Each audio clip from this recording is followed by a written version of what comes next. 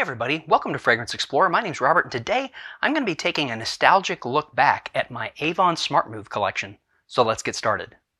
I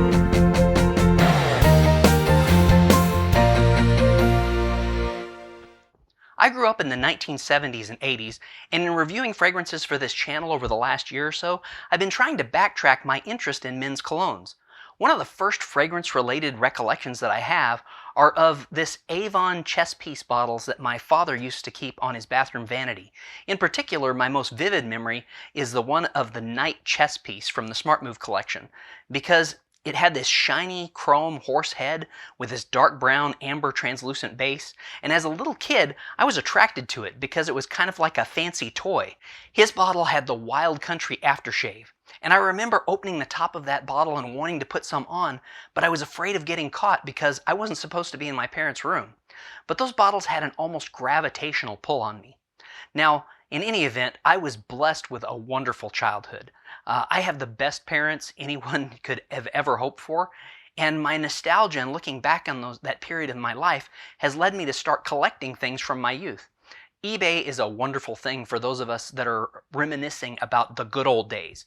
And recently I found some new old stock bottles from that Avon Smart Move collection, and I wanted to show you guys. So this isn't really going to be a review of the fragrances. Well, I'm going to talk about the fragrances a little bit, but we're really just going to take a look at the collection itself that I've amassed from picking things up on eBay.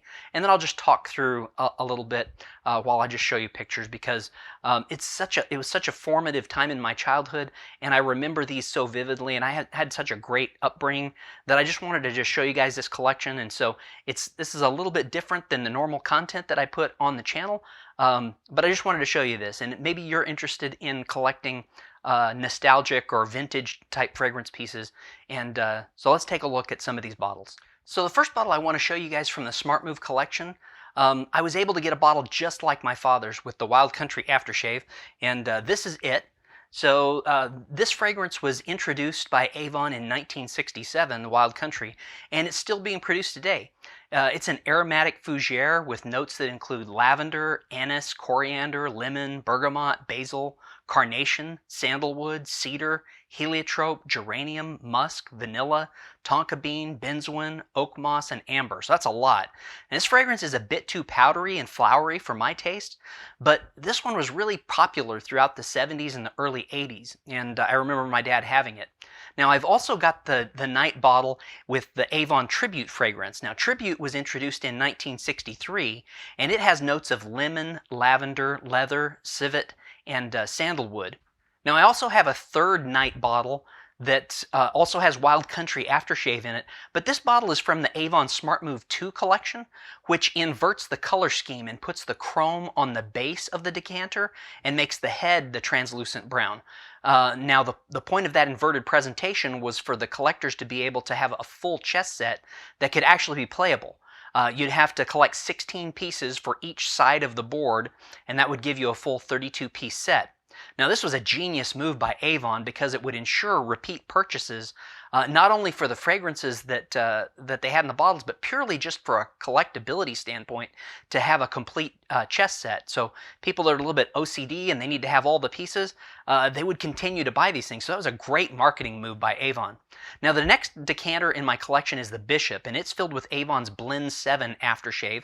And Blend 7 was introduced in 1973, and it's an aromatic fougere with notes of anise, sandalwood, patchouli, jasmine, lily of the valley, oak moss, tonka bean, amber, and some smoky notes. Now this one's a bit more rare to find, and I don't think Avon advertised it quite as much, so it wasn't quite as ubiquitous as Wild Country or, say, Black Suede.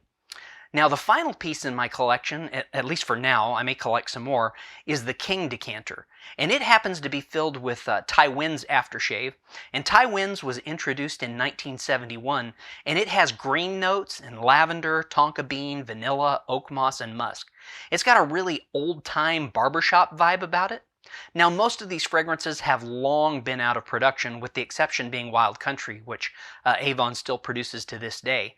Now none of these are particularly a fragrance that I would want to wear today.